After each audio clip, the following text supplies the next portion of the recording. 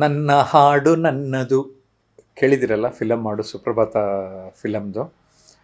ನನ್ನ ರಾಗ ನನ್ನದು, ನನ್ನ ತಾಳ ನನ್ನದು, ನನ್ನ ಆಸೆ ನನ್ನದು, ಎಲ್ಲೆಲ್ಲಿಯೂ ಎಂದೆಂದಿಗೂ.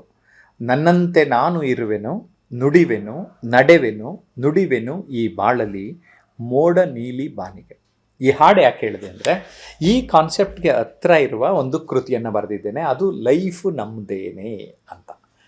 ನಾವು ಏನಾಗ್ತೀವಿ ಅಂದರೆ, ನಮ್ಮ ಲೈಫ್ ಇದು ನಮ್ಮದೇ ಅಂತ ಎಷ್ಟೋ ಸಂದರ್ಭದಲ್ಲಿ ನಾವು ಆಲೋಚನೆ ಮಾಡಲ್ಲ.